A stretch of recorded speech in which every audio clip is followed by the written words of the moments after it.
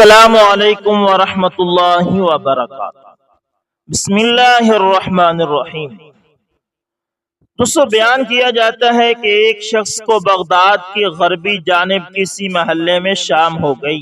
اس کے پاس کافی مقدار میں درم تھے۔ اسے کسی ایسے آدمی کی تلاش تھی جس کے ہاں یہ بطور مہمان قیام کر سکے۔ اسے اس جگہ ایک آدمی ملا۔ اس نے شب بسری کے لیے اس سے درخواست کی تو وہ آدمی اسے اپنے گھر لے گیا۔ میزبان کو پتا چل گیا کہ اس کے پاس کافی مقدار میں مال ہے، تو اس نے اسے قتل کر کے مال پر قبضہ کرنے کا ارادہ کر لیا۔ میزبان کا ایک جوان بیٹا تھا۔ اس نے اپنے بیٹے کو مہمان کے ساتھ ہی کمرے میں سلا دیا۔ بیٹا نہیں جانتا تھا کہ اس کے باپ کے دل میں کیا ہے۔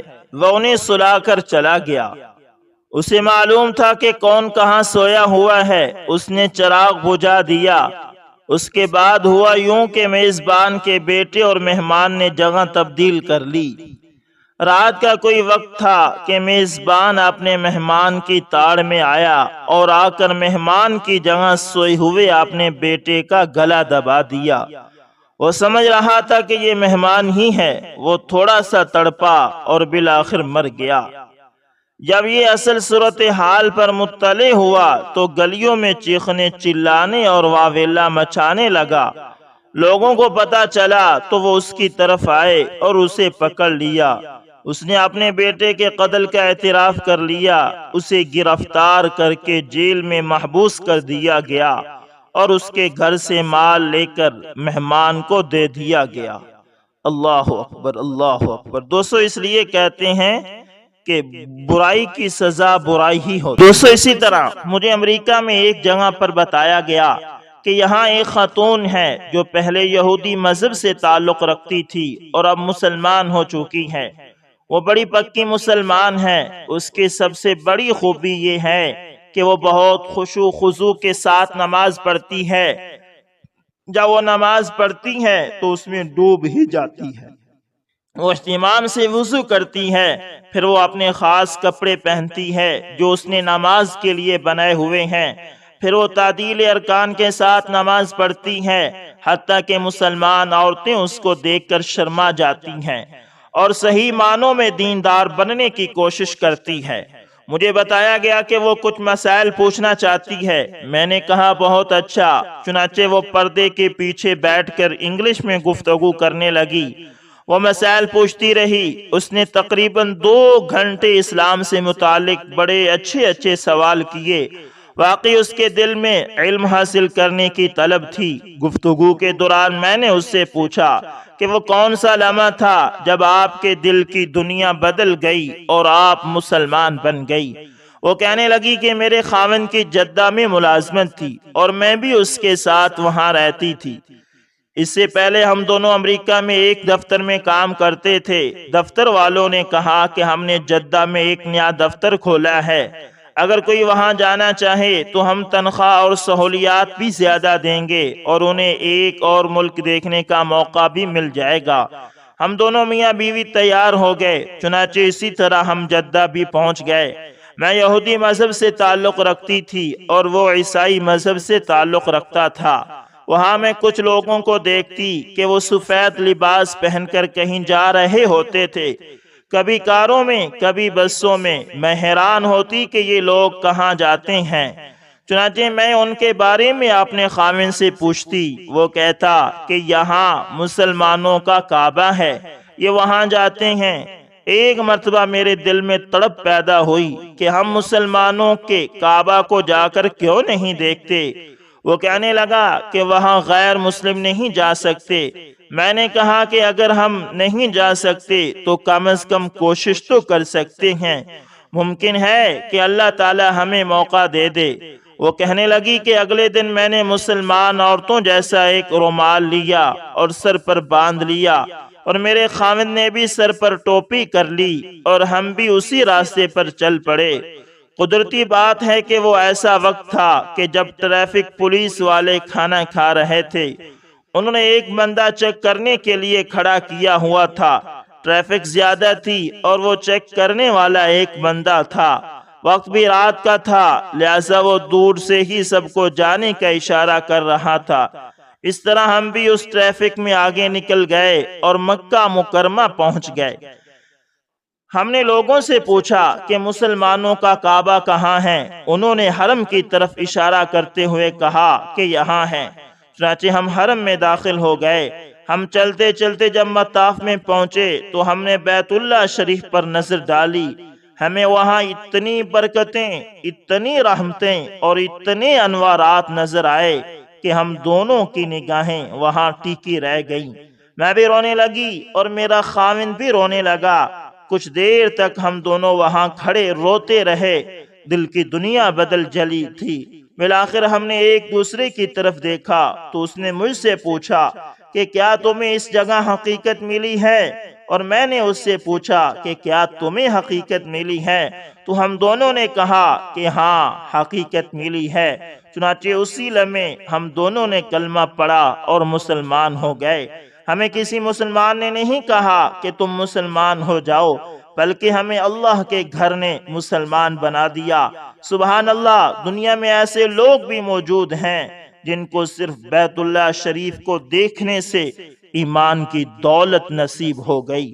اللہ تعالی ہمیں بھی بار بار بیت اللہ کی زیارت اور بار بار اللہ تعالی ہمیں حاضری کی توفیق عطا فرمائے، اور جس طرح اس کی حاضری ادا کرنے کا حق ہے اللہ تعالی ہمیں وہ بھی عطا فرمائے، اور اس کی بھی ہمیں کوشش کرنی چاہیے۔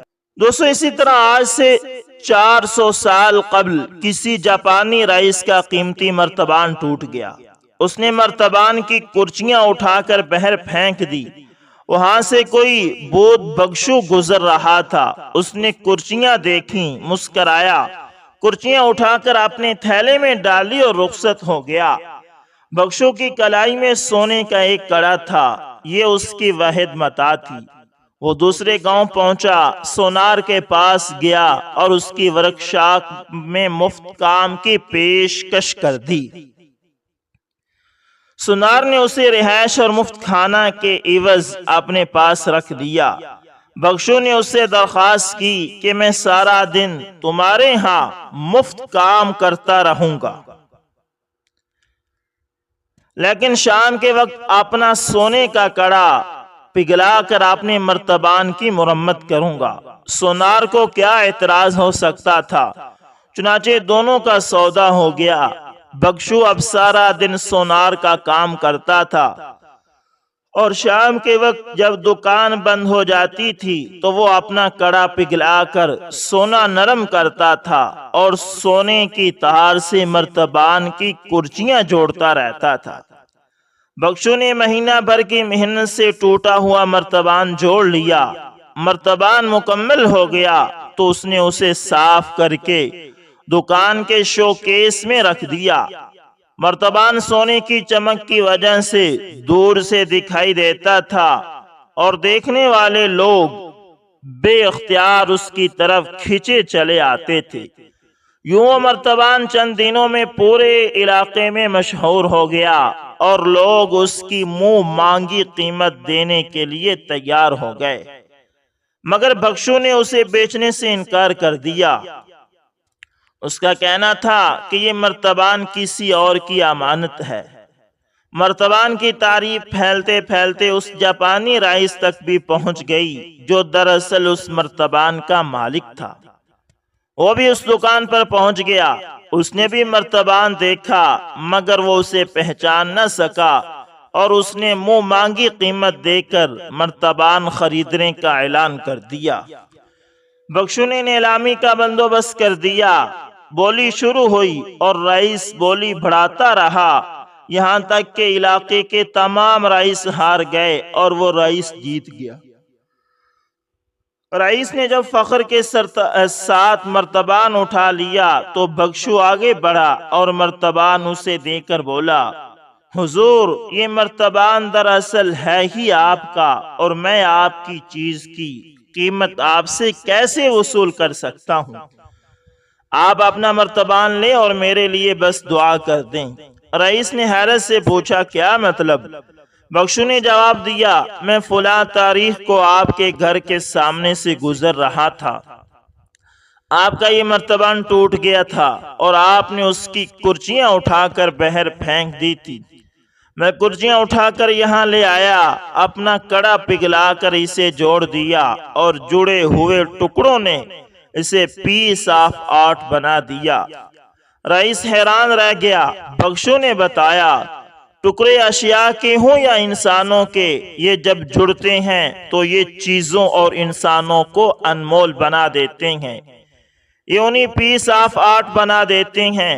چنانچہ میرا مشورہ ہے، آپ چیز ہیں یا انسان ہیں، آپ جب ٹوٹ جائیں تو آپ خود کو بیکار نہ سمجھیں، اپنی کچھ کرچیاں کچرا گھر میں نہ گرنے دیں، آپ کسی جگہ بیٹھیں اور اپنے آپ کو حوصلے، ہمت اور برداشت کے سونے سے جوڑنا شروع کر دیں۔ آپ نہ صرف دوبارہ مکمل ہو جائیں گے بلکہ آپ پہلے سے 1000 گنا قیمتی بھی ہو جائیں گے اور پیس آف آرٹ بھی بن جائیں گے۔ وہ دن ہے اور آج کا دن ہے۔ جاپان میں لوگ ٹوٹے ہوئے برتنوں کو سونے سے جوڑ کر پیس آف آرٹ بنا رہے ہیں۔ یہ لوگ اپنی زبان میں اس فن کو کن سوگی کہتے ہیں۔ جاپان میں کن سوگی کے عمل سے گزرنے کے بعد آم سے پیالے، پلیٹیں، مگ اور گھڑے $ملین کا آرٹ پیس بن جاتے ہیں اور میوزیم میں رکھے جاتے ہیں یا پھر لوگ انہیں اپنے گھروں میں سجاتے ہیں۔ یہ فن صرف اشیاء کی ریپیئرنگ کے لیے استعمال نہیں ہوتا بلکہ اس کے ذریعے ٹوٹے پھوٹے اور تباہ حال انسانوں کو بھی جوڑ کر رگڑ کر نیا اور مہنگا بنایا جاتا ہے۔ جاپانی قوم خود بھی کینسوگی کا جیتا جاگتا شاہکار ہے۔ دنیا میں آج تک ایٹم بم صرف 2 بار استعمال ہوا اور یہ دونوں مرتبہ جاپان پر گرایا گیا۔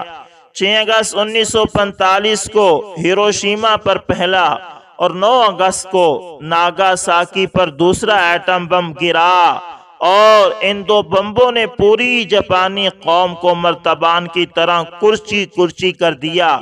لیکن آپ کینسوگی کا کمال دیکھیے، جاپانی قوم نے نہ صرف اپنی تمام کرچیاں جمع کر کے خود کو دوبارہ بنا لیا بلکہ یہ اپنے اصل سے زیادہ قیمتی بھی ہو گئی۔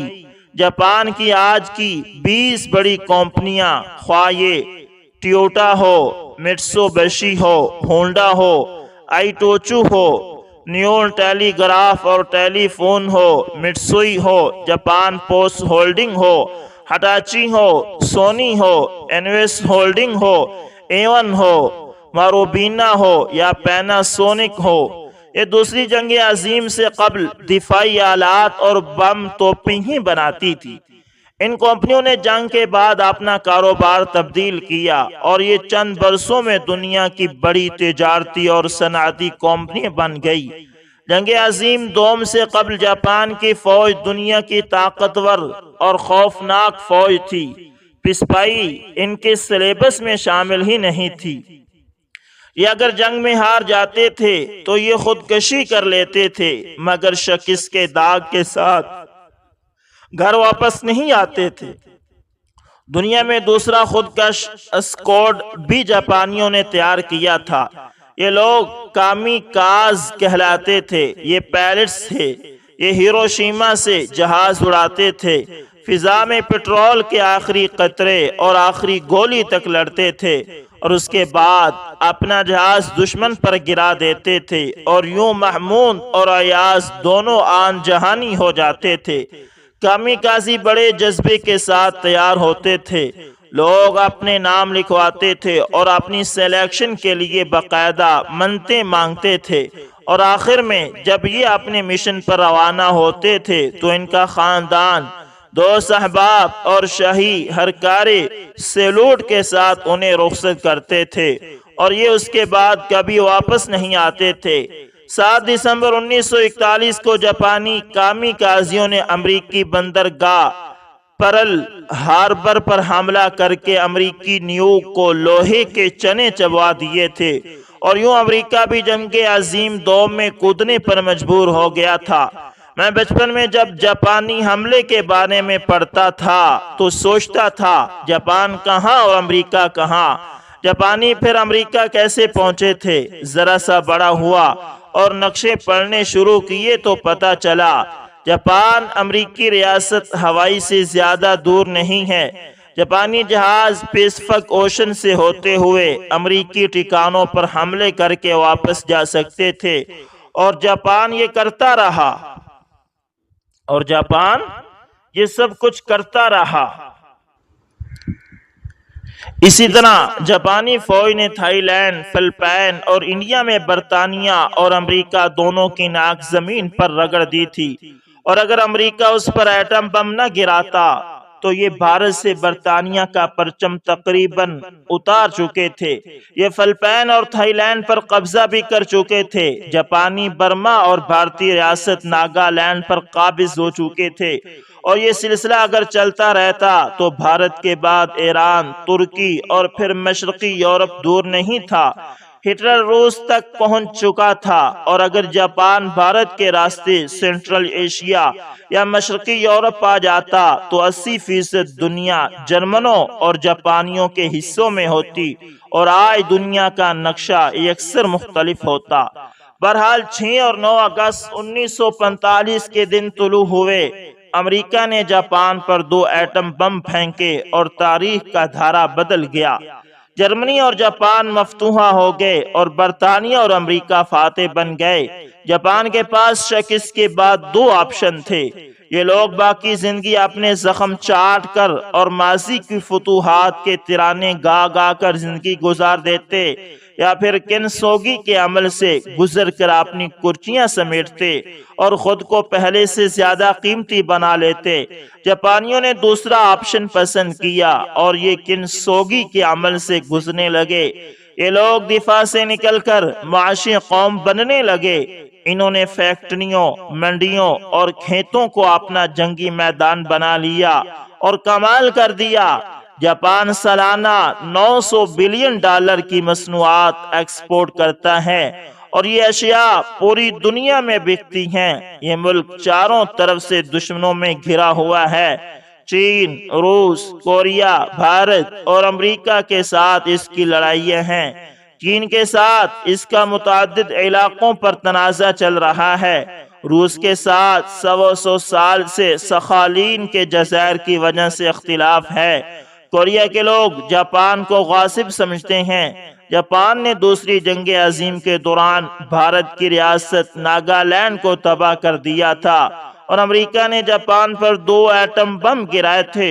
چنانچہ یہ ہر طرف سے دشمنوں میں گھرا ہوا ہے، لیکن اس کے باوجود یہ اپنے تمام دشمنوں کے ساتھ کھربوں ڈالر کی تجارت کر رہا ہے۔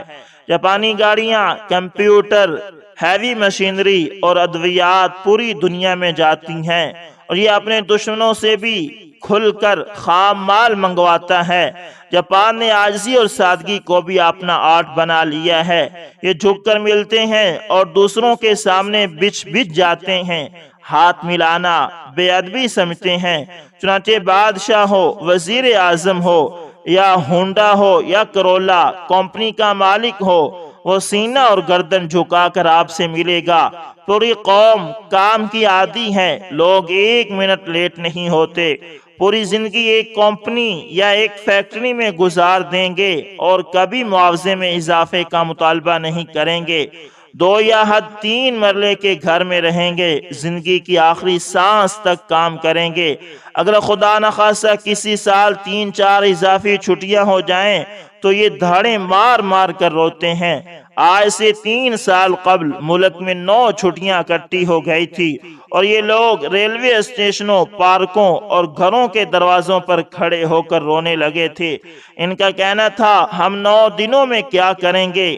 لوگ پوری دنیا میں چھٹیوں کے لیے احتجاج کرتے ہیں، لیکن جاپان میں چھٹیوں کے خلاف اور اوقات کار میں کمی پر احتجاج ہوتا ہے۔ حکومت اگر قومی تعطیل کر دے یا کمپنی کے مالکان اوقات کار کم کر دیں تو یہ سراپا احتجاج بن جاتے ہیں۔ یہ مرد آباد کے نعرے لگانا شروع کر دیتے ہیں۔ تو دوستو، ہم بھی اپنی کرچیاں اکٹھی کریں اور اپنے آپ کو جوڑیں۔ اگر ہم اپنے آپ کو جوڑیں گے تو ہم بھی قیمتی بن جائیں گے، اگر اپنے آپ کو نہیں جوڑیں گے تو پھر ہم بھی بکھر جائیں گے۔ اس لیے دوستو، ٹوٹنے سے پہلے بکھرنے سے پہلے اپنے آپ کو جوڑیں۔ دوستو، امید کرتا ہوں ویڈیو اچھی لگی ہوگی، پسند آئے تو لائک شیئر کامنٹ لازمی کریں، اور اگر آپ ہمارے چینل پر نئے ہیں تو اس کو بھی لازمی سبسکرائب کریں۔ دوستو، ہمارے channel AS information TV پر الحمدللہ روزمرہ کے اعتبار سے صحابہ کرام، تابعین اور نیک لوگوں کے واقعات اپلوڈ کیے جاتے ہیں۔ دوستو، یہ واقعات الحمدللہ بہت ہی سبق آموز ہوتے ہیں، اس میں آپ کو سیکھنے کے لیے بہت کچھ ملتا ہے، اس میں اسلامی تاریخ بھی آپ کو ملتی ہے، اس میں آپ کو پتہ چلتا ہے کہ ہمارے بڑوں کا بچپن کیسا تھا، انہوں نے اسلام پر چل کر اپنے آپ کو کیسے کامیاب کیا، اور آج کے اس دور میں ہم اپنے آپ کو اسلام کے مطابق چلا کر کیسے کامیاب کر سکتے ہیں۔ دوستو، اس طرح کے تمام واقعات اس چینل پر آپ کو ملیں گے، اس لیے اس چینل کو آپ لازمی سبسکرائب کریں اور ساتھ میں بیل کے نشان کو دبانا نہ بھولنا، تاکہ ہر نئی ویڈیو کا نوٹیفیکیشن آپ لوگوں تک پہنچتا رہے۔ دوستو، ملتے ہیں کسی نیکسٹ اچھی سی ویڈیو کے اندر، تب تک کے لیے اللہ حافظ، جزاکم اللہ خیر۔